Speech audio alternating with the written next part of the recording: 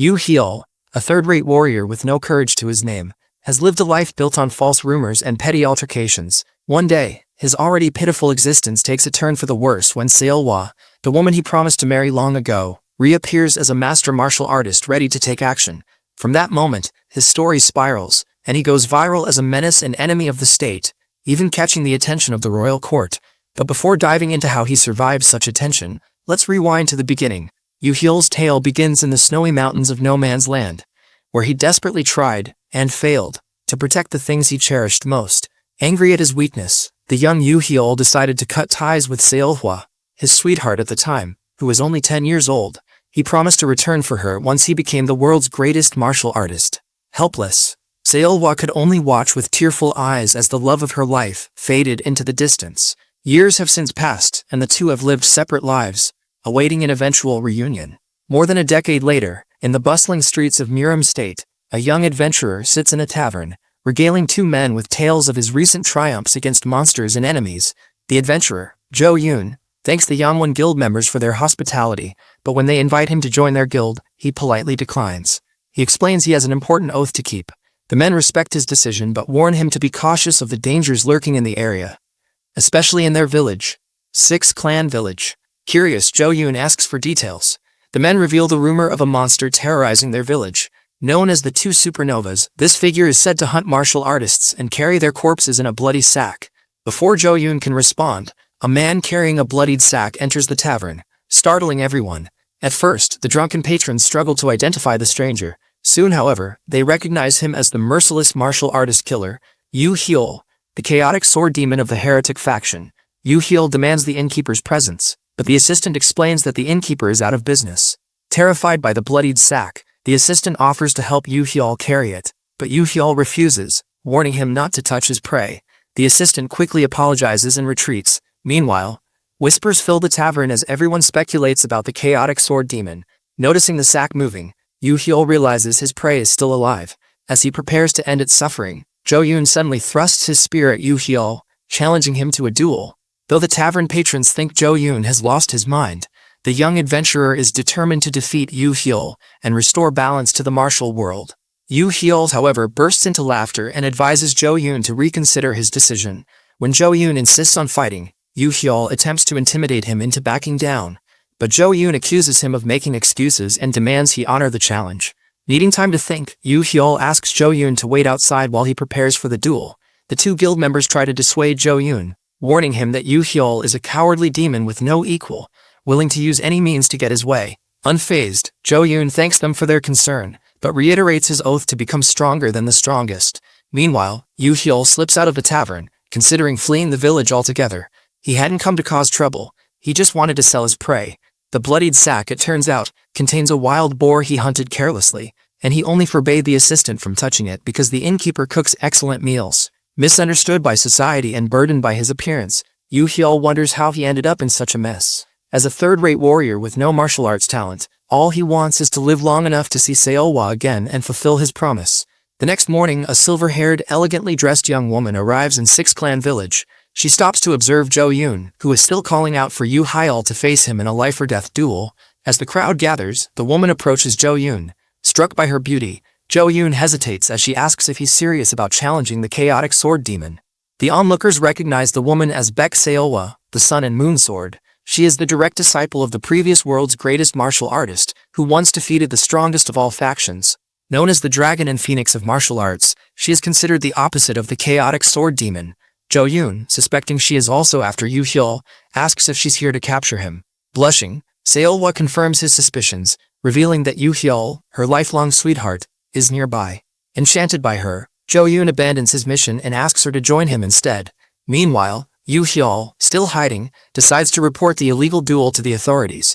However, his plans are interrupted when someone enters the tavern. Begging the intruder for more time, Yu Heol freezes as Seolhwa steps in. She informs him that she's waited years to see him again. Now a master martial artist, she swiftly defeats Jo Yoon, declares she has plenty of money, and proposes to Yu Heol, asking him to marry her. Moments after Jo Yoon collapses, medics rush to the scene to revive him. As he's taken to a hospital, Seolhwa and Yu Heol are left alone in the inn, with spectators outside wondering if a clash is about to unfold. There's a tense silence as the two stare each other down. Finally, Yu-hyul breaks the ice, trying to convince Seolwa that he isn't the chaotic sword demon everyone claims he is. It's all a ploy to buy himself time to escape. Seolwa, visibly annoyed, glares at him. Yu-hyul dismisses her as an unhinged woman who kicks down doors with a sword. Hoping to evade her wrath, he nonchalantly stands up, bids her farewell, and heads toward the door. But before he gets far, Seolwa stops him, removes his handguard, places his hand on her soft cheek, and urges him to repeat what he just said, just like he used to in the old days. At that moment, Yu-hyul can't resist her anymore and softly calls her name, Seolwa, the way he used to long ago. Flashbacks reveal their shared past. 15 years ago, Yu-hyul was sold to Seolwa, a noblewoman, as a slave. Despite their circumstances, they bonded, and he became her devoted servant. She was 3 years younger than him, and the youngest lady of her household. Yu-hyul confesses to himself that Seolwa was the sole reason he ventured into the world, and aimed to return to Janghu, his beginning and end. As they sit down for tea, Yu-hyul quietly wonders if Seolwa is still the same person he fell in love with. Breaking the awkward silence, Seolwa asks if he plans to drink his tea. When he says yes, she questions why he's acting so strange and formal, despite his promise to stop doing so. Yu-hyul apologizes, addressing her as Lady Seolwa, but this only angers her further. To appease her, he switches to her favorite nickname, Seola, and expresses how happy he is to see her again. Seolwa softens, giving him an affectionate look, and says she's happy to see him too. Curious, Yu-hyul asks if she's become a martial artist.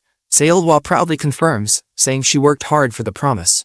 Confused, Yu-hyul asks what she means, and Seolwa recites the last words he said to her before they were separated as children. She reminds him of their promise and asks him to marry her again. This time, Yu-hyul panics, remembering the promise was incomplete. Seolwa presses him, asking if he remembers their promise. Before he can respond, she mentions the rumors she heard about him and how they led her to him. Yu-hyul cautiously asks what she's heard, and Seolwa accuses him of being a womanizer and a jerk. Shocked, Yu-hyul denies spreading such nonsense, insisting he only cares about their promise. But now that she's become a master martial artist, Seolwa asks him once again to marry her. Yu-hyul hesitates and reveals that he's already been spoken for, referring to his involvement in a rental scam. To resolve the matter, they visit Han Kyung, a cunning merchant who had lent Yu-hyul money in the past. Upon seeing them, Kyung mockingly asks if the chaotic sword demon is there to repay his debt. Seolwa steps in, acknowledging Yu-hyul's debt but chastising Kyung for using it to manipulate her lover. The confrontation creates an awkward tension in the room. Meanwhile, Yu-hyul reflects on how unfair it is that he's been funding Kyung's expenses under the guise of support, only for her to twist the story to paint him as the villain. Now that Seolwa is here, thinking of him as her equal, Yu-hyul is terrified. He knows she'll eat him alive if she discovers he's been coasting through life while she worked tirelessly to become a master. Desperate, he silently pleads with Kyung to play along. Kyung catches on and decides to help. She tells Seolwa they merely borrowed Yu-hyul's esteemed name for a small favor. Internally, however, Kyung wonders if Yu-hyul's earlier desperate look was a cry for help to escape Seolwa. Seolwa, not one to waste time, asks the cost of the favor. Kyung throws out an absurdly high number. 100,000 yuan, including sponsorship and damages. Yu-hyul breathes a sigh of relief, confident Kyung has his back. Smiling, he promises to return with the amount. To his shock, Seolwa immediately hands over a bag filled with over 100,000 coins. Yu-hyul nervously asks if she's okay with spending so much, but Seolwa reassures him, saying her money will soon be his since they're getting married. After paying off the debt, Seolwa asks Kyung if Yu-hyul is free to go. Sensing Kyung's hesitation, she questions whether the money is enough. Kyung admits it is, but, hugging Yu-hyul, slyly declares their relationship special, even calling him her husband. Yu-hyul panics and tries to shove Kyung away, but she whispers for him to play along if he wants her help. Furious, Seolwa unleashes her lightning arts and warns Kyung to back off from her man. Moments before chaos erupts, Yu-hyul screams at Seolwa, urging her to calm down and understand the misunderstanding. However, Seolwa refuses, continuing to warn Kyung to stay away from her man. Desperate, Yu-hyul steps between them and declares that Kyung is someone important to him. Shocked and heartbroken, Seolwa apologizes and storms out of the room. Realizing she misinterpreted his words, Yu-hyul tries to explain but fails to stop her. After she leaves, Kyung smirks and urges him to thank her for reading the situation well and helping him end an unwanted engagement. While she admits her method was clumsy, she feels proud of herself for helping him.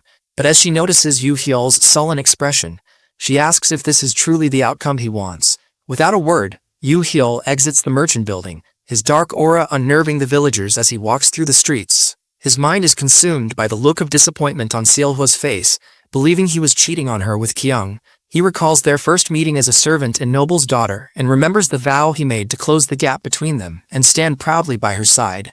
After all the effort Seolhwa has put into keeping their promise, there's no way Yoo Hyul can let her down now by marrying her as a failure.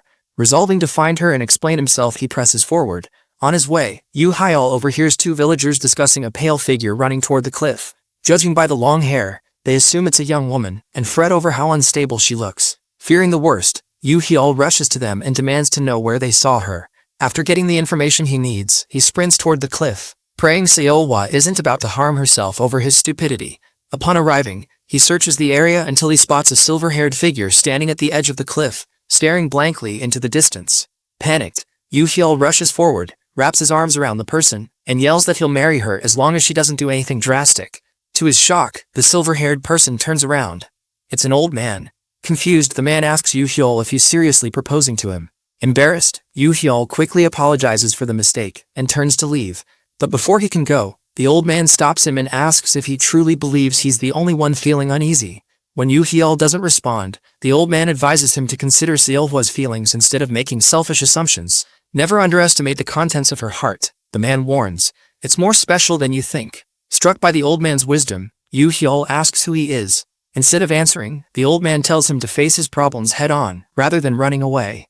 At that moment, the man's granddaughter arrives, scolding him for wandering off, and asks Yoo Hyul to help escort him back home so he can take his medicine. After helping them, Yoo Hyul heads back to his house, reflecting on the old man's words and Seolhwa's feelings. When he arrives, he's startled to find Seolhwa waiting outside. She explains that she discovered his house earlier when she first arrived in the village. Noticing the tear stains on her face, Yoo Hyul asks if she's been crying. Seolhwa denies it, but Yoo Hyul doesn't buy her lie. Determined to set things straight, Yoo Hyul explains his relationship with Kyung, assuring her there's nothing between them. However, Seolhwa interrupts, admitting she believes in his faithfulness but fears he's avoiding marrying her. Remembering the old man's advice, Yoo Hyul decides to be honest. He confesses that he can't marry her yet.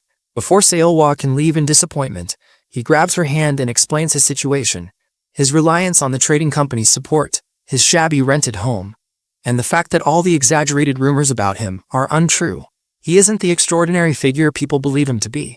Though he hasn't yet fulfilled their promise, he vows to work hard and become the man she deserves. He asks her to wait a little longer so he can propose properly and build a future worthy of her. Moved by his sincerity, Seolhwa embraces him tightly and agrees to wait until he's ready for marriage. But moments later, she playfully pushes him against the wall, leans him close, and whispers how special it will be to get married in front of their children. Yoo Hyul tries to object, but Seolhwa's slender leg presses against him, sending his body into overdrive. Nearby, the villagers hear Yoo Hyul's desperate screams, begging Seolhwa to take things slow. Misinterpreting the sounds, rumors spread that the Chaos Sword Demon is battling and overpowering the Star of the Sun and Moon Sword. As gossip swirls, an unidentified martial artist holding a long scroll discusses the rumors with her partner. Though dismissive of the details, one thing is clear. The Chaos Sword Demon defeated the Sun and Moon Sword. Intrigued, the fighter declares her intent to challenge the last star standing in her way and claim the title of the greatest prodigy of their generation. If successful, she vows the title of greatest under heaven will belong to the Sancheon Tang clan. The following day, Seolhwa wakes up early, blushing all over from a night she'll never forget. Sitting on the balcony, untangling her hair and smiling at nothing in particular, her peaceful morning is interrupted by an unexpected visitor at the house's entrance. The man, clearly angry, starts shouting and demanding that the so-called Chaos Sword Demon, Yoo Hyul, come out and settle their differences like men. As the man continues yelling and listing Yoo Hyul's supposed transgressions, an irritated Seolhwa appears behind him, pressing her sword against his throat. Calmly, she asks if it's his death anniversary, offering to speed up the process. Panicked, the middle-aged man raises his hands and begs her to wait, insisting that she introduce herself first. Seolhwa declares herself the lady of the house, and the man, now pale and trembling, identifies himself as the landlord. All his bluster about settling things like men turns out to be a ruse to get Yoo Hyul to come out and pay his overdue rent. As the day marks rent collection, rolling her eyes, Seolhwa wakes Yoo Hyul and leaves him to handle the landlord while she prepares breakfast. When Yoo Hyul joins the landlord, he apologizes for the dramatic morning, but the man angrily complains about Seolhwa's earlier attempt on his life.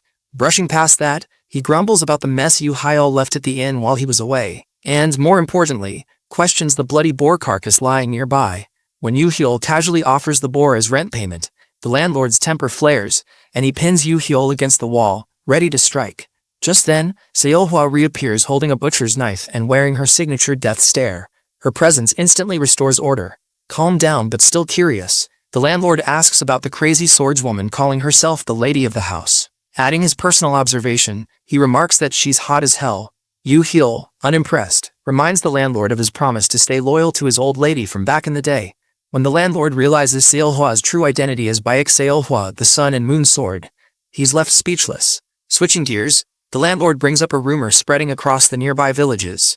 While he initially dismissed it as nonsense, recent events have made him second guess. When Yu Hyul asks for details, the landlord explains that people are claiming the Chaos Sword Demon hypnotized the Sun and Moon Sword. Infuriated by the absurdity, Yu Hyul does his best to assure the landlord the rumors are false.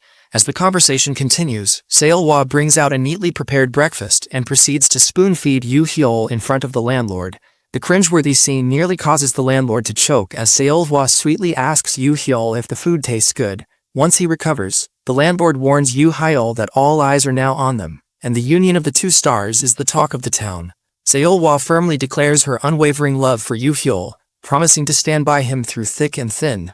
This heartfelt declaration motivates Yu Hyul to work harder, be determined to get a proper home for them in the future, and propose to Seolhwa with pride. Tired of witnessing their lovey-dovey antics, the landlord wraps up the discussion by demanding this month's rent. Later that evening, Yu Hyul and Seolhwa return home after reclaiming their 100,000 yang from Kyung. Following the events of the previous day, when the landlord sees the cash, he's overwhelmed and urges Yu Hyul to buy the house outright. However, Yu Hyul declines, explaining that he's saving up to buy a better place. Although the money technically came from Seolhwa, she insists it's now their money, not just hers. Smitten by her sentiment, Yu Hyul agrees to the landlord's terms and promises to pay rent on time while keeping the house Miram-free. Just as things seem to settle, disaster strikes. The house Yu Hyul vowed to protect suddenly bursts into flames. Both he and the landlord stare in disbelief as the fiery chaos unfolds before them. What the freak just happened? Yu Hyul mutters, stunned. As villagers gather to watch the inferno, a figure leaps dramatically from the roof of the burning house. Upon landing, the woman introduces herself as Tang Hai, the Poison Phoenix and heir to the Sanchin Tang clan. With a sinister smile, she declares her intent to assassinate the Chaos Sword Demon, Yu Hyul. While Tang Hai continues boasting about her mission, Seolhwa interrupts with a swift martial arts attack, startling her. Calm but deadly, Seolhwa warns Tang Hai that she doesn't care who she claims to be, but if she values her life, she better explain her intentions quickly. Tang Hai, unfazed, smiles and formally greets the Sun and Moon Sword.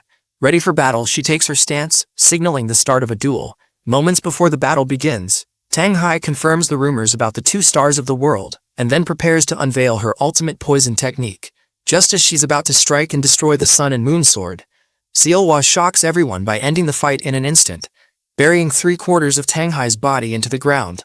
With the fire extinguished, Yu Hyul demands an explanation for why she burned down his house. Instead of answering, Tang Hye first commends his tenacity in forcing her this far, causing Yu Hyul to question if she's completely unhinged. After some nonsensical rambling, Tang Hai calls out her hidden trump card. Without delay, Tang Zhou, the silent killer of the Sancheon Tang clan, emerges from the shadows, only to be immediately slammed into the ground alongside her master by Seolhwa. Satisfied that no more surprises are coming, Yu Hyul repeats his question. Tang Hye lies, claiming she was merely there to punish the wicked unorthodox sect, Yu Hyul, and rescue her fellow righteous ally, Seolhwa. She insists that using fire was just a basic tactical strategy, downplaying the crime entirely. Annoyed by her dismissive attitude, the landlord yells at her, demanding compensation for his house. Ignoring the landlord, Tang Hai accuses Yu Hyul of taking Seolhwa's parents hostage and hypnotizing her into submission. She even suggests the fire was divine retribution for his past atrocities. Yu Hyul, exasperated by her absurdity, points out the irony in her earlier attempt to kill Seolhwa while claiming to want to save her. Flustered, Tang Hai lies again, saying she was caught up in the heat of battle. At that moment, her partner, Tang Leo, spills the truth. Tang Hai's real target has always been Seolhwa. Confused, Yu Hyul asks why Tang Hye, someone from the Orthodox sect, would go after Seolhwa, also of the Orthodox sect. Tang Leo then reveals Tang Hye's most embarrassing secret. Her grudge against Seolhwa began 2 years ago when Seolhwa humiliated her in the Moram tournament by beating her soundly. Ever since, Tang Hye has been desperate to avenge her loss. only to realize that confronting Seolhwa head-on is far more challenging than expected.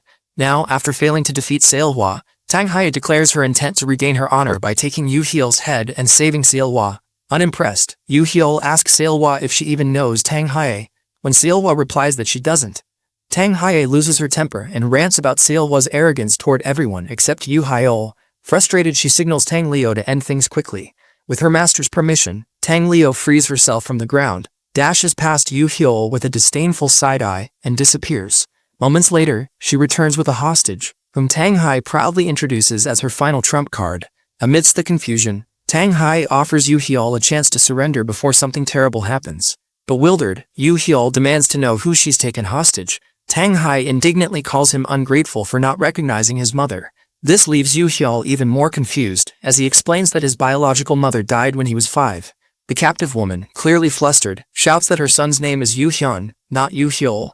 The villagers quickly recognize her as entirely unrelated to Yoo Hyeol, and she sheepishly asks the innkeeper for help out of this embarrassing situation. Realizing her mistake, Tang Hae throws a tantrum and accuses Seolhwa of lowering herself by siding with an unorthodox punk like Yoo Hyeol. Through tears, she insists that the captive must be Yoo Hyeol's mother and threatens to stab the woman if Yoo Hyeol doesn't surrender. To her surprise, the hostage starts tearfully calling Yoo Hyeol her son and begs him to comply. Frustrated, Yoo Hyeol tries to calm everyone down, only for Tang Hae to accuse him of abandoning his only mother. The clueless villagers, overhearing the commotion, mistakenly believe the woman is truly Yoo Hyeol's mother. They begin gossiping, calling Yoo Hyeol a heartless demon for not caring about his parents. Despite Yoo Hyeol's attempts to explain, the rumors spread like wildfire. Furious, Yoo Hyeol calls Tang Hae a weird little brat with strange hair and mocks her for pretending to be from a prestigious clan while spouting nonsense. His insults hit a nerve, leaving Tang Hae visibly shaken. Desperate to salvage her pride, she uproots herself from the ground, declares Yoo Hyeol a scrawny brat, and hurls poison darts at him. Seolhwa effortlessly blocks the darts and challenges Tang Hae. Smirking, Tang Hae commends Seolhwa's reflexes, but points out she missed one dart. Before Seolhwa can react, the dart strikes Yoo Hyeol, knocking him out instantly. Almost immediately, Seolhwa starts regretting her sluggish reactions to Tang Hae's attacks, as she calls Hyeol's name several times to confirm he's okay. Just as she's about to give up hope, Yoo Hyeol opens his eyes and assures her that he's a-okay. Seolhwa hugs him so tightly that even Hyeol starts feeling guilty for worrying her unnecessarily. Soon after, the landlord asks Hyeol if he's truly fine, as he seems pretty down earlier, but then Hyeol says it's just a needle prick after all, so there's no real damage done. Just then, the crazy dwarf Byach screams at the top of her lungs, and assures Hyeol that he's as good as dead already, since she already infused the needle with the Sanchean clan's ultimate poison, 100 fragrance root acid. In any moment from now, the poison will spread through his body and reach his Dantian spots. Once that happens, the poison will infect the Dantian and multiply itself through Hyeol's internal energy reserves, causing supreme agony and death. In other words, the more internal energy Hyeol has, the more deadly the poison is. After rambling on for several seconds about how the poison kills masters, Tang Hae waits for Hyeol to cry out in agony. However, after a brief pause, nothing happens, as Hyeol still only feels a slight sting. Soon, she starts doubting herself when she finds Seolhwa and Hyeol chatting about treating his needle wound. When she's finally had enough, she checks out the poison vial to see if she truly brought the right poison for the mission, seeing as Hyeol still seems very fine. As soon as reality dawns on her, she pricks herself with one of her poison-tipped needles to see if she's just tripping. Shortly afterward, the poison takes effect in her body and she collapses, confusing both Hyeol and Seolhwa in the process. Hours later, Tang Hae finally comes to and finds herself in a weird house wearing a weird dress. Seconds after waking up, she throws a tantrum and asks Hyeol, who's near her, to tell her where she is. Hyeol tells her they brought her to the village doctor's place when they found her writhing in severe pain from the poison she infused into her body. Now that she's back on her feet, Hyeol asks if she still wants to kill him or not. At that point, Tang Hae realizes that the poison is real, but then again, since the only way to counter the effects is to achieve extreme control of one's internal energy perfectly, it must mean Hyeol has reached the advanced level technique requiring internal energy rivaling a sect leader's. To keep the convo going, she asks Hyeol why he saved her, and Hyeol says that although Seolhwa was furious at him for doing that, he only did it because they had some scores to settle. By then, Hae realizes that she might have misunderstood the entire situation, seeing as the mighty sun and moon sword fell to him in a duel to the death. Upon realizing that Hyeol might be a righteous doofus after all, she concludes he must be trying to drive her out before she ends up like him. With all that, Tang Hai decides to apologize to Seolhwa for thinking she was being brainwashed or kept hostage as the stupid rumors said. Although shocked by her response, Hyul still moves on to ask about her family's involvement in this charade of hers. To avoid putting her family name to shame, Tang Hai assures him she's acting alone and will take full responsibility for her stupidity. Hyul asks to make sure she can handle the consequences alone, and Tang Hai warns him not to underestimate her. With that, Hyul asks if she understands that she'd have to pay back 100,000 yang. And while both parties label the money differently, Tang Hye agrees to do the needful. Once they get to an agreement, Hyul proceeds to collect his money in person just like she wanted. To do this, Hyul takes Tang Hai to the Pengwal Inn and makes her start work there as an attendant. After doing the hardest work of her life in just 5 minutes, Tang Hai confronts Hyul and asks him why she's doing such back-wrenching work. Well, Hyul says she needed help, so this is what he could come up with. With Seolhwa in his arms, Hyul menacingly asks if she'd want to do something else. But then again, Tang Hai knows her place immediately and continues working. Soon after taking care of that, Hyul politely asks Seolhwa to get off him since he's fine now. But then Seolhwa refuses to do so since she doesn't know what Tang Hye might do next. Hyul assures her that Tang Hye is working to pay for her mistakes, so they shouldn't be worried about her. Seolhwa then promises to handle matters her way next time so he doesn't get hurt. After seeing how uncomfortable Hyul looked, Seolhwa asks if he feels that awkward with her on his lap like that. To avoid incurring her wrath, Hyul holds his wife tightly and snuggles her in the cutest way possible to give the other customers a cringy show to watch. After the show, the duo wonders where Tang Hai's partner Jio ran off. At that instant, Jio's seen on the streets complaining about how stressful it is to wear a mask to cover her real face. After acknowledging Seolhwa's power, she removes the mask, reveals her beautiful face, and promises to see her rival, Yoo Hyul, on her next visit to the Six Clan village. Given how much Janghu, the city where he grew up, has taken from him, Yoo Hyul resolves to become stronger so he can stop failing to protect what's precious to him. To achieve this, he trains under Seolhwa's supervision during the day and seeks her feedback at the end of each session. During one such session, Yoo Hyul removes his shirt, exposing his abs, which leaves Seolhwa struggling not to stare at his well-defined physique. After finishing his training for the day, he asks Seolhwa for her thoughts on his regimen. However, before she responds, Hyul reflects on the last time he asked for her opinion on his strength. Even if she tried to be kind, he knew he was pathetic, incapable of even basic skills like proper breath control. Bracing for criticism, Hyul is taken aback when Seolhwa compliments his well-trained external energy, his muscles. After a brief affectionate moment, she shifts to discussing his internal energy. To avoid revealing his terrible state, Hyul claims he plans to focus on that separately in the future. Back at the inn, Seolhwa promises to help her boyfriend circulate his QE and improve his internal energy as a true energy master. She is unaware, however, that Hyul has no internal energy to begin with. Despite admitting she's never done true energy training with someone else, Seolhwa urges Hyul to align his dantians with hers to give it a try. Encouraged, Hyul hopes to gain some internal energy through this process. However, when he considers the locations of her upper, middle, and lower dantians, her face, chest, and pelvis, he concludes that Janghu is truly a place where survival of the fittest rules.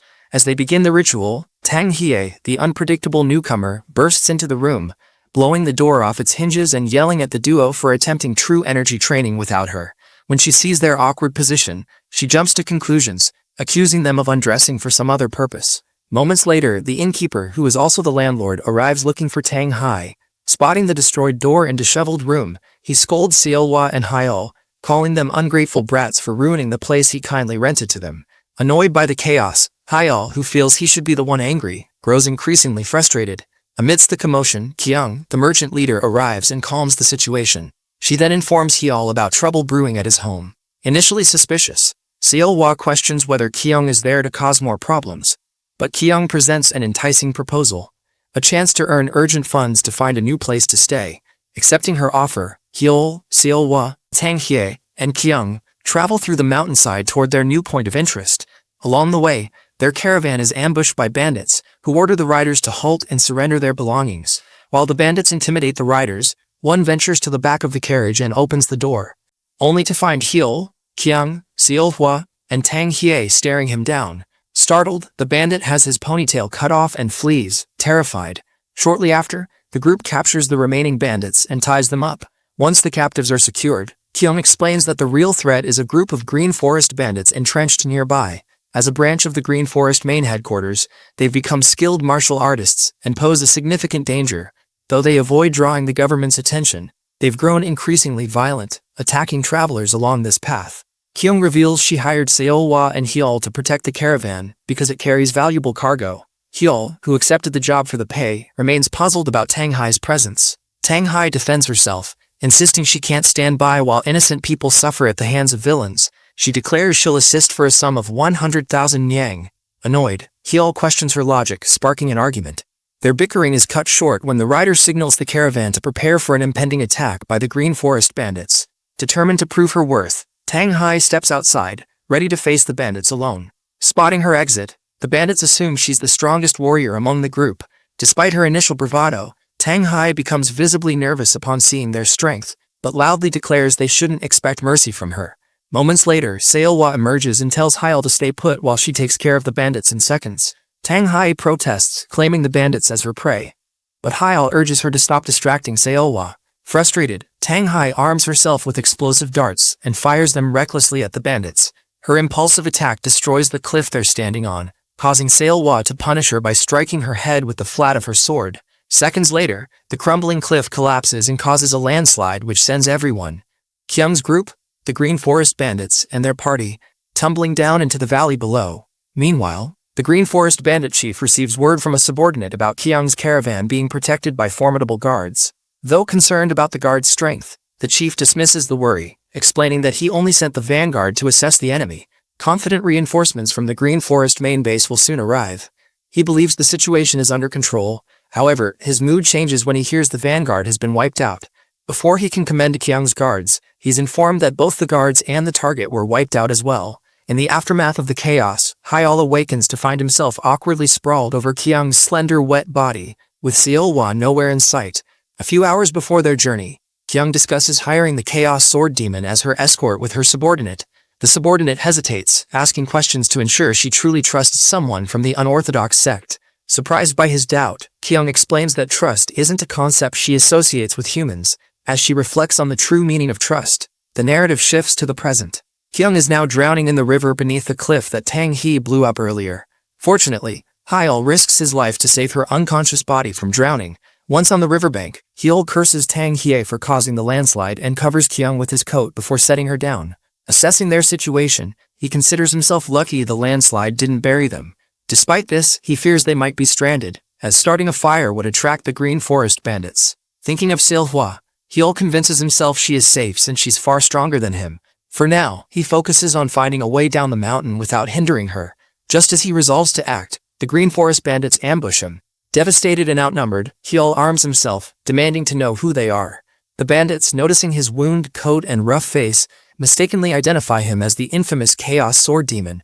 Murmuring among themselves, they confirm his identity and commend him for capturing Kyung, leader of the Eternal Trading Company. They then demand he hand her over to them. Seizing the opportunity, Hyul plays along, pretending to be the reinforcement their chief hired. Although inwardly panicked that they may see through his ruse, the bandits seem convinced. They speculate about the masterful technique he must have used to cause the landslide. But Hyul, clueless, lets them speculate without commenting. He shifts the focus by asking if they found any survivors from the merchants, particularly someone in white clothing. The bandits suggest another group might have encountered such a person, and promise to report back immediately if they find anyone. When one bandit inquires about his association with the Eternal Trading Company, Hyul fabricates a story. He claims he posed as an escort to double-cross them after they insulted him with a low offer. Fortunately, the bandits believe his lie. However, just as Hyul begins to relax, Kyung regains consciousness. Having overheard everything, she immediately lashes out at Hyul, berating him for his supposed betrayal. The bandits, oblivious to the truth, admire her realistic reaction and praise Hyul's cunning. Hyul, desperate to maintain the act, decides to leverage Kyung's fiery demeanor to make the story more convincing. As she continues to insult him, the bandits laugh at her expense, further cementing their belief in Hyul's deception. Before long, they lead him to their military fortress, promising a warm welcome. Hyul, now deeply concerned about escaping with Kyung, considers his options. Thinking of what Seolhwa would do, he pauses and announces his need to practice breath control. The bandits, assuming he must recover from using an ultimate technique, agree but insist on guarding him while he rests. Annoyed, Hyul dismisses their help, claiming he can't entrust his safety to weaklings. He convinces them to let him train alone, though they still insist on watching over Kyung. Frustrated, he insults them, muttering remarks that also anger Kyung. Once he secures a safe distance, Hyul frees Kyung from her bindings and compliments her acting. Confused initially, Kyung realizes he's been pretending, and begrudgingly goes along with the charade. Still, she questions why he didn't simply defeat the bandits outright. Hyul explains that fighting would have drawn reinforcements, and his priority was protecting her, so deception was the safer option. Though she understands his reasoning, Kyung suggests they head down the mountain. Hyul insists on accompanying her only halfway, as he must stay to rescue Seolhwa. Kyung protests, warning of the dangers she'll face alone. Just then, they overhear bandits discussing how Seolhwa was captured by their reinforcement. Shocked but focused, Hyul refuses to abandon her, citing a promise he made. Kyung challenges him, questioning if his promise outweighs their contract. But Hyul remains firm. Realizing his determination, Kyung sighed and started removing her clothes. A startled Hyul demands to know why, but she does not explain. Instead, she urges him to strip as well. As the merchant leader of the textiles sector, Kyung quickly crafts disguises for them both. Though flustered, Hyul complies, donning the bandit attire. In their new disguises, the two prepare to infiltrate the fortress, while Seolhwa waits in her dungeon, hoping Hyul will come to save her. When they arrive at the two bandits guarding the fortress gates, Hyul concocts a flimsy excuse to make the guards recognize him and Kyung. Unfortunately, the bandits aren't fools, and they bluntly tell him that wearing a green headscarf and walking with a pretty girl doesn't make him believable. Realizing his plan is falling apart, Hyul begins to panic, unsure of what to do next. Just then, Kyung steps forward and slaps both bandits hard, berating them for their disrespect. She immediately launches into a tirade, scolding them for failing to recognize the reinforcements their chief requested from the main base. Taken aback, the guards stammer, asking if she's truly the reinforcement they've been waiting for. Kyung doubles down, claiming she followed her husband, Hyul, to ensure the country bumpkins didn't mess things up. Her performance is so scathing and authoritative that the bandits soon drop to their knees, begging for forgiveness. After maintaining her act for a few moments longer, Kyung agrees to forgive them, on the condition that they lead her and Hyul into the stronghold. Cowed, the bandits quickly complied, showing them the way. On the way, the bandits complain about the sorry state of the fortress, explaining that the higher-ups have been raiding more often to cover repair costs. When Kyung and Hyul see how dilapidated the place is, they ask what caused such destruction. One of the guards reveals that a massive burst of blue sword energy had obliterated the mountain and main building. Hearing the term sword energy, Hyul immediately thinks of Seolhwa, and grows pale at the thought of what she might have done. Kyung notices his change in demeanor, and asks if such a person could exist in the mountainous region. When Hyul doesn't respond, she presses him about why he suddenly looks so pale. Hyul, feeling a growing sense of responsibility, resolves to protect Kyung, calling her the merchant leader. This unexpected declaration surprises Kyung, who blushes and mutters incoherently as they reach the storage and prison area of the stronghold. Once there, Hyul abruptly knocks out the bandit escorting them, leaving him groveling on the ground and bleeding.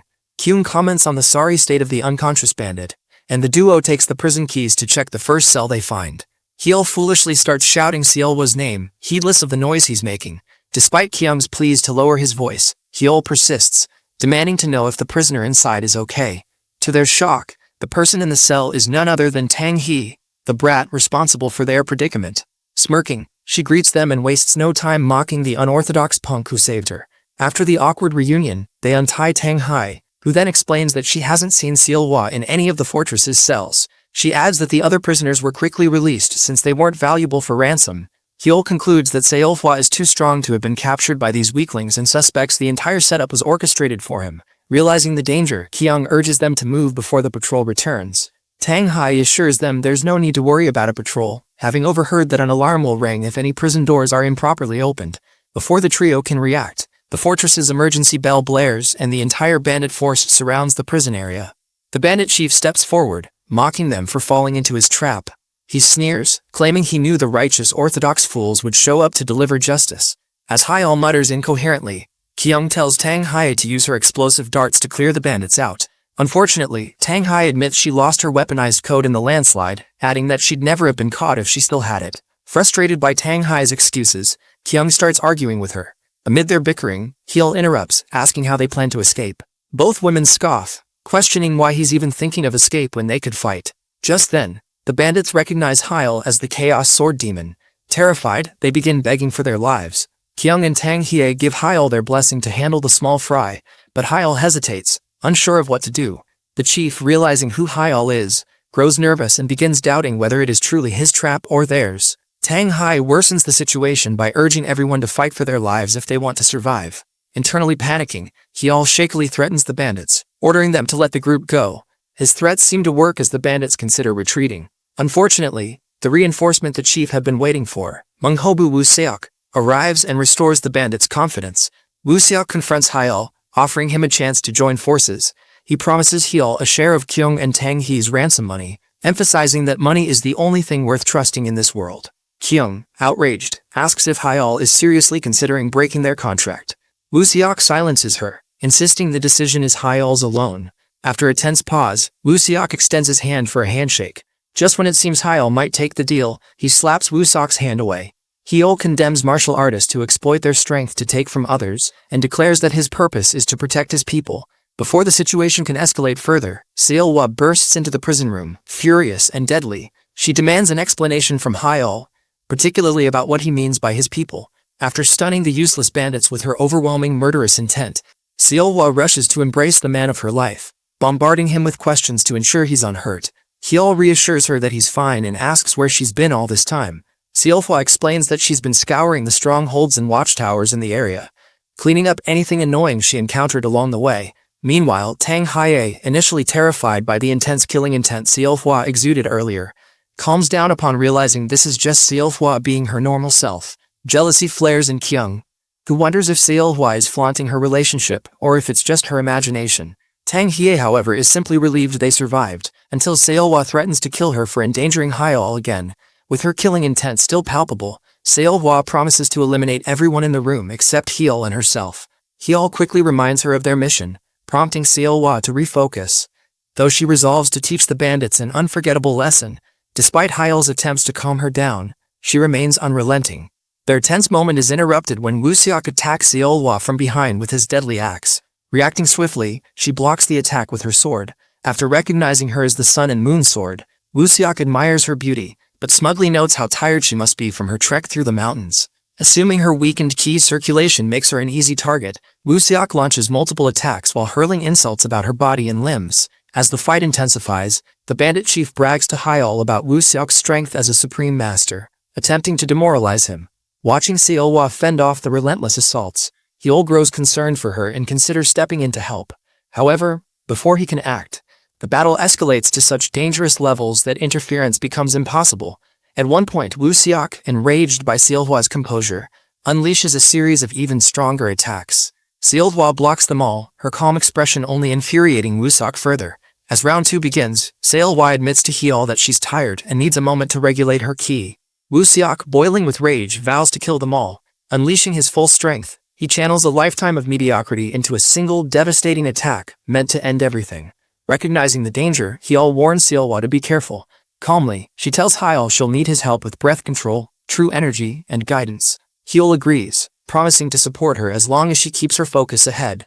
The massive strike, powerful enough to split a 1,000-pound boulder, hurtles towards Seolwa. Knowing she can't kill Wuseok without inciting a bandit war, Seolwa resolves to break him mentally instead. Using her ultimate technique, Twilight's Dawn, she splits the prison cave in half and knocks Wuseok unconscious. The resulting explosion causes the entire prison structure to begin collapsing. With time running out, Hyol grabs Kyung while Seolwa hauls them out to safety. Tang Haie, refusing to be left behind, clings to Seolwa's feet as the entire bandit stronghold crumbles. Hours later, after reaching safety, Hyol presents Kyung with the precious cargo she was delivering to her contact. He explains that Seolwa went out of her way to recover and protect it. Grateful for the effort, Kyung asks where Seolwa is. Hyol replies that she's busy treating survivors buried under the rubble, with Tang Hai assisting her. Regarding the chief and Wuseok, Seolwa shattered their dantians and restrained them separately, ensuring they were unable to cause further harm. Kyung, recognizing the financial losses they've suffered at the hands of these bandits, plans to collect the bounty on them to recoup some damages. Now relieved her cargo is intact, Kyung lets Hyol off the hook. After hearing Hyol babble about one of Seolwa's warnings, Kyung grows worried over baseless assumptions. She asks him what he would have done if he had to face Wuseok, given his supposed equal strength to Seolwa. Hyol lies, admitting it would have been a bad matchup for him. Kyung then questions why he didn't hand her over to Wuseok earlier, as it might have been more beneficial for him. Confused, Hyol reminds her of their promise. He vowed to protect her and was simply fulfilling his part of the deal. Hearing this, Kyung's mood brightens, and she bursts into laughter, teasing him about the caravan. After some playful banter, she turns to Yu-hyul, blushing, and confesses that she can finally trust him. Moving on, Kyung insists they get the caravan moving, emphasizing that wasting time is a grave sin for merchants. In her usual spirited manner, she playfully sentences Yu-hyul to death by the authority of the nation's law. After the entire ordeal, Kyung and her party return to the six-clan village to deliver the bodies of Woo-seok and the bandit chief. Upon inspecting the corpses, Elder Hyun-sung, the second-in-command of the county, commends Kyung's trading company for their efforts and promises to ensure the bounty is delivered soon. Kyung thanks the elder for his support. But Seol-hwa notices Hyul's uneasy demeanor and asks what's wrong. Hyul admits that he feels awkward being near the government building and is considering waiting outside. At that moment, Elder Ji-hyun, the top official of the county, overhears their conversation and blames the accursed government non-interference policy for preventing him from apprehending scum like Hyul on the spot, even when his subordinate highlights Hyul's contributions in capturing one of the Green Forest's most notorious criminals. Ji-hyun refuses to listen, instead yelling and insisting they remember the atrocities committed by the Chaos Sword Demon. Before the situation escalates, Kyung steps in and informs Ji-hyun that she has no intention of resisting Hyul. However, if Ji-hyun provokes him further, it could spell trouble for everyone. Taking the hint, Ji-hyun grudgingly backs down and invites the group to dine at the in-house restaurant. Inside, Hyul expresses his discomfort about dining in such a place. Kyung takes the opportunity to explain the non-interference policy, which, though once a tradition, was solidified into law by the imperial decree. While she understands the government's frustration at letting a criminal walk free, especially in their presence, she also sees why the policy exists. Since the Great Demon Cult War, Morum's influence has grown substantially, granting them control over taxes and military power in their territories. This has created a chaotic era where two nations coexist under one emperor. Their conversation shifts to how Morum contributors receive leniency compared to ordinary criminals. Unless someone commits banditry or directly attacks the government, interference is prohibited. Before the discussion ends, Kyung warns Hyul to stay hidden the next day when they deliver the precious cargo to its recipient. When Hyul asks why, Kyung explains that the recipient is a dragon. Clarifying her metaphor, she explains that in this context, dragon refers to martial artists who have reached the pinnacle of their craft, capable of manifesting internal energy into QI. Those who reach such heights young are known as phoenixes in the Orthodox Morum, and are revered as the next generation of martial elites. Hearing this, Hyul marvels at how incredible dragons must be. Kyung, however, dismisses the titles as mere labels, implying they're not as special as they seem. At this point, Tang Hae, the group's self-proclaimed fool, proudly announces that she's one of the youngest phoenixes, known as the Poison Phoenix. Hyul's excitement immediately sours, and he agrees with Kyung that the titles are meaningless. Offended, Tang Hae hurls insults at them until Kyung silences her to reveal the identity of their contact. She informs them that the martial dragon they'll meet is called the Future of Mount Hua, a figure she advises them not to take lightly. Seeking more details, Kyung asks Tang Hae if she knows anything about the martial dragon. After some nonsensical babbling, Tang Hae declares the man is anything but ordinary. Hearing this, Seol-hwa and the others jokingly conclude that if someone as unusual as Tang Hae considers him abnormal, they're in for a treat. Tang Hae, realizing their jest, becomes furious and rants further. As the night wears on, Kyung ends the argument and takes the group to an inn to rest. At the inn's reception desk, Kyung requests 4 private rooms. However, an irritated Seol-hwa interrupts, slamming her fist on the desk and demanding 2 double rooms instead, threatening the receptionist if she refuses. Intimidated, the receptionist quickly complies. Later, the group retires to their rooms, Seol-hwa and Hyul in one, and Kyung with Tang Hae in the other. After bathing, Tang Hae notices Kyung standing near the wall separating their room from Hyul's, attempting to eavesdrop on the couple. When Tang Hae jokingly asks if Kyung is a rebellious teenager, Kyung angrily tells her to mind her business. Unbothered, Tang Hae flops onto the bed and advises Kyung to get some sleep. Kyung ignores her and continues eavesdropping. Meanwhile, in the other room, Seol-hwa steps out of the bath wearing a revealing robe. Noticing Hyul's flustered reaction, she reminds him of his promise to help her with breath control in the bath, and asks why he didn't show up. Feeling his resolve weakened, Hyul nervously asks why she's dressed so seductively. Seol-hwa explains that her clothes are drying and she borrowed the robe temporarily. Leaning in, she pins Hyul against the wall, hugs him tightly, and tells him to decide their next move since she belongs to him. Summoning his courage, Hyul assures her that he loves everything she does for him. They embrace and reaffirm their love for each other. Back in Kyung's room, her eavesdropping is interrupted when something crashes against the window. Turning to investigate, she spots a messenger owl stealing the cargo meant for delivery. Panicking, she screams, raising the alarm. Seolhwa and Hyeol's moment is rudely interrupted by the noise. Frustrated, Seolhwa channels her ki and blasts the owl out of the sky. As the package plummets to the ground, Hyeol leaps out of the window, catches it mid-air, and lands awkwardly. To his dismay, Hyeol is surrounded by guards, their swords drawn. Looking around, he realizes he accidentally fell on Elder Jihyun, who lies unconscious. Without hesitation, the guards raise an alarm, alerting the county of Hyeol's attack on Elder Jihyun. The commotion grows so loud that even the bald prisoner in the jail wonders if his next prison buddy has reached the county, even after trying to explain the truth to the officials out to convict him. Hyeol is bound and taken to Baldy's jail cell. At the entrance to the cell, the guard listens to Hyeol's pleas until he loses patience. To shut him up, the guard tells him to stop making excuses and focus on the fact that Elder Jihyun is still unconscious because of him.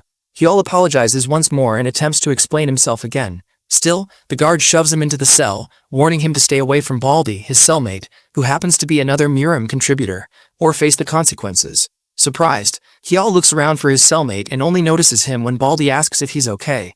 Without waiting for a response, Baldy urges him to share his story. Hyeol hesitates, unsure how to deal with this peculiar man, but freezes when he notices Baldy's head glowing like the sun. Seeing Hyeol's confusion, Baldy introduces himself as Gwangdu, a disciple of Manhwa. Shortly after, Gwangdu recognizes Hyeol's face and asks if he is the infamous Chaos Sword Demon. Just as Hyeol is about to answer, the scene reveals a furious Seolhwa, who is determined to rescue her fiancé no matter what. Seolhwa, seething over Hyeol's imprisonment, is ready to go AWOL and destroy the nation in retaliation. Kyung steps in as the voice of reason, urging her to calm down. She argues that storming into a government building is taking things too far, especially since making herself an enemy of the nation would harm Hyeol more than help him. Kyung pleads with Seolhwa to think of Hyeol, and to trust that there's a reason he surrendered so easily. Reluctantly, Seolhwa calms down and acknowledges Kyung's logic. However, she warns that she won't hold back if a single hair on Hyeol's head is harmed. Kyung promises to clear up the misunderstanding while urging Seolhwa to lay low with Tang Hye. Speaking of Tang Hye, Kyung quickly realizes the brat is no longer in the room and throws a tantrum. Unbeknownst to them, Tang Hye is already hatching another of her reckless plans. This time, to break Hyeol out of prison and sneak him out under everyone's noses. Proud of her genius idea, she moves, incapacitating the guards outside the prison. Meanwhile, Gwangdu, or Gwan for short, listens to Hyeol's story and becomes the first person to truly understand him. Hyeol in turn is shocked that Gwan, a member of the Orthodox sect, trusts his words instead of blindly believing the rumors. Gwan explains that he doesn't believe in rumors and sees all martial artists, orthodox or unorthodox, as pursuing the same path. At this moment, Hyeol realizes why Gwangdu's Taoist name includes the character for light. After some hesitation, Hyeol asks why Gwan is in jail. Embarrassed, Gwan admits that he punched Hyunsung, the county magistrate. After an incident involving a rampaging horse that panicked upon seeing the glare from his bald head, Hyeol looks at Gwangdu's shiny head and immediately understands why the horse freaked out. Despite his embarrassment, Gwan adds that his punishment ends today, after which he will retrieve an item for his sect leader. As Hyeol pieces things together, he realizes that Gwangdu is Kyung's contact. Before he can say anything, an explosion outside interrupts them. Moments later, Tang Hye bursts in, declaring herself Hyeol's secret savior, and demanding 10,000 yang as payment. Hyeol urges her to keep her voice down, but Tang Hye dismisses his concern, bragging that she's already knocked out all the guards with acupoint strikes. Recognizing her, Gwangdu calls out Tang Hye, and the two immediately start bickering. After some heated exchanges, Gwangdu asks why she's rescuing Hyeol. Tang Hye refuses to admit she owes Hyeol, which would hurt her pride. She frees Hyeol from his restraints and tells him to leave the county fast before Elder Jihyun retaliates. As they prepare to leave, Tang Hye casually mentions the Sun and Moon sword wreaking havoc in search of Hyeol. This name alone enrages Gwangdu, who emits a deadly aura. He asks if the Sun and Moon sword is truly in the county. Before Hyeol can respond, Tang Hye blurts out that Hyeol is her fiancé. This revelation causes Gwangdu to redirect his anger at Hyeol and attempt to punch him. Hyeol narrowly dodges, demanding to know why Gwangdu is attacking him. Apologizing for his outburst, Gwangdu explains that while he has no issue with Hyeol as the Chaos Sword Demon, knowing he is engaged to the Sun and Moon sword changes everything. With a deadly glint in his eye, Gwangdu declares that they must now fight to the death. If you're wondering what Seolhwa did to make Gwangdu so furious, here's a little backstory. During the final stages of the Morim competition, Seolhwa was matched up against a young Gwangdu. She defeated him so thoroughly that he temporarily lost the ability to speak after the fight. Back then, The one thing Guangdu cherished more than his life was the few strands of hair left on his nearly bald head.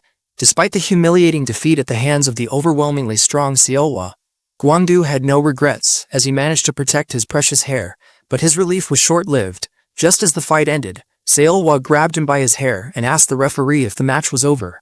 Guangdu tried desperately to signal her not to touch his hair, but his inability to speak left him helpless. Ignoring his silent pleas, Seolhwa casually cut one of his precious strands, leaving Guangdu screaming internally in despair. As he sat there, devastated, Guangdu thought of his people back home, Baeko and Elder Yeonmu, and dreaded how they would react to his disgrace. And as if that wasn't enough, Seolhwa took her bullying further by yanking the remaining strands from his scalp, leaving him completely bald. The sunlight glaring off his bare head was the final blow to his pride, and all he could do was let out a silent, desperate scream. From that moment on, Guangdu swore vengeance on Seolhwa, now known as the Sun and Moon Sword. Fast forward to the present, and the enraged Sun and Moon Sword warrior, Seolhwa, is seen rushing toward the government office. Realizing how vague Kyung's plan is, Kyung, who is beside her, begs her to remain calm, even if Guangdu acted first. But Seolhwa ignores her, her mind focused solely on her beloved Hyol. Meanwhile, after recounting another one of his sob stories to Hyol and Tang Hae, Guangdu loses control and blows up the prison cell in a fit of rage, forcing the two Nimrods to flee for their lives. His sole aim now is to make Seolhwa feel the same pain he felt when she yanked out his hair, and to do that, he plans to take his revenge on her fiancé. As they flee, Tang Hae asks Hyol why Guangdu is suddenly acting this way, and Hyol explains that it's all because of Seolhwa. She then questions why Hyol doesn't just deal with him directly, to which Hyol responds by asking her how he's supposed to do that. Tang Hae, misunderstanding his hesitation, urges him to run while she handles the rogue Taoist. Perplexed, Hyol asks why she's helping him, but Tang Hae brushes him off, instead describing the location of his clothes and weapon. Still confused, Hyol thanks her and hurries off. Shortly after he leaves, a legendary matchup unfolds between the dragon, Tang Hae, and the phoenix, Guangdu, with both fighters eager to prove their strength. Meanwhile, Hyol arrives at the location Tang Hae described, and after searching high and low, finds his belongings. Snuggling his warm coat and sword, he steels himself to locate the merchant leader's item. However, before he can proceed, Elder Hyunsung appears and demands an explanation for Hyol's presence. Just as Hyunsung is about to speak, an explosion from the ongoing fight knocks Hyol off his feet. In the fight, Tang Hae unleashes her true poison dance art, but Guangdu skillfully counters it with his 24 stances of plum blossom swordsmanship technique. He then gives her one final chance to step aside, declaring that he has no business with her. His only target is Seolhwa's fiancé, Yu Hyol, whom he calls out to face him directly. Hyol, confused, asks Guangdu why he holds such a grudge against him. But before Guangdu can respond, Tang Hae interjects. She argues that it's dishonorable for someone of Guangdu's stature, as a representative of the orthodox path, to let past emotions dictate his actions and lead him to make poor decisions. Her words strike a chord, and Guangdu begins to question his own actions. While Hyol stands there, still confused, Guangdu reflects on his behavior, realizing that taking out his anger on someone else is unjust. Acknowledging that he has tarnished Manhwa's reputation, Guangdu apologizes for his earlier foolishness. Before Hyol can respond, Seolhwa bursts through the prison wall and immediately hugs him. She then locks eyes with Guangdu and, with her usual bluntness, asks Hyol who this man is. Furious once more, Guangdu mutters bitterly, "Senior brother." As the commotion in the government office grows more chaotic at midnight, curious bystanders gather outside to figure out what's happening inside. Among them is a purple-haired, middle-aged woman, unidentified for now, wondering what on earth the government office is up to this time. Apparently the person her sect sent on an errand was utterly useless and botched the job. Meanwhile, Kyung arrives at the government building through a secret passageway and finds Seolhwa facing off against Baldi, pleading with her not to destroy the government office. Kyung soon uncovers signs of foul play. As she pieces together the situation, Elder Hyunsung appears behind her, begging for his life. In the meantime, Hyol tries to reason with Baldi, urging him to reconsider fighting Seolhwa, as it might all be a misunderstanding. But Baldi is too consumed by rage to listen. He screams, declaring that Seolhwa took everything from him. Seolhwa, confused, demands that he reveal his identity and explain what she took. As Baldi continues ranting, Hyol finally steps in. He declares that if Seolhwa has wronged Baldi in any way, he will take responsibility for it as her partner. Baldi is dumbfounded, unable to believe his ears, as Hyol's words make little sense to him. To de-escalate the situation, Hyol even suggests that he'll seek Jihyun's forgiveness if that's what it takes to break the endless cycle of conflict in Jianghu. He explains that he's already promised Seolwa to share her burdens and spend his future with her. Even if Seolwa never intended harm, Hyul insists on taking responsibility for her actions. Hyul then boldly tells Baldi to reclaim whatever Seolwa took from him. Baldi asks if Hyul is serious, and when he confirms, Kyung cuts in to remind Baldi, Gwangdu, that they're all disciples of the Manhwa sect leader, but Gwangdu dismisses her, saying it doesn't matter anymore. Following the sacred grudges of the Miram, he declares that he'll shave Hyul's head as restitution for Seolwa's wrongdoing. Everyone had expected a far more severe declaration, so the room collectively falls into disappointment when Gwangdu reveals his grudge about Seolwa ruining his hair. Before Gwangdu can continue his tirade, the purple-haired woman from earlier arrives, smacks him on the head, and calls him a fool for making his situation worse. Upon hearing that her errand boy had been thrown in jail, she reveals she came rushing to the scene, only to find him causing more trouble over a petty grudge. After reprimanding Gwangdu, she introduces herself as Cheon-young, Cheon for short, an elder of Mount Hua, and apologizes for her disciple's misconduct. Cheon then recognizes Tang Hai as the Poison Phoenix, and congratulates her on reaching a remarkable level of mastery at such a young age. Soon after, she notices Seolwa and identifies her as the infamous Sun and Moon Sword. As she's about to mention Chaos Sword Demon by name, Kyung intervenes, claiming that Hyul is her personal guard. Kyung tries to assure Cheon that Hyul has nothing to do with the current situation, urging her to remain calm. Cheon agrees, stating she's not here to threaten anyone. But now that she's seen the demon up close, she admits the rumors of him being a womanizer seem to be true. On behalf of her disciple's mistakes, Cheon offers herself to Hyul as an appropriate apology. Hyul is appalled and immediately rejects her, telling her to act her age. Unbothered, Cheon continues to proposition him, prompting Tang Hai to call her an old hag and chastise her lack of shame as a Taoist elder. Tang Hai even points out that Cheon had flirted with her brother the last time they met. Annoyed, Cheon fires back, claiming she never wanted to be an elder in the first place. She reveals that the Mount Hua sect leader tricked her into rolling with the demon cult during the Great Demon Cult War in her prime years. Afterward, she was forced into the elder position due to merit distribution, which ruined her chances of marriage. Confused, Hyul asks how old Cheon must be if she fought in the Demon Cult War. Cheon lies, saying she's 25. But Tang Hai quickly clarifies that multiplying that number by 2 would be closer to her real age. Unfazed, Cheon argues that since Hyul already has 3 women, adding one more wouldn't hurt. Cheon's persistence angers Seolwa, who's had enough of her nonsense. To Seolwa, nothing matters more than Hyul, and these distractions have stolen the time she promised to spend with him. Plus, Hyul was endangered because of her mistakes. Determined to end it, Seolwa unsheathes her sword and attacks Cheon. Cheon deflects the strike, redirecting it toward Elder Hyunsung and Tang Hae. Now, both women glare at each other, ready to fight over the Chaos Sword Demon. Before the chaos can erupt, Hyul tries to calm Seolwa down, but Cheon wonders how dangerous Seolwa might become when Hyul is involved.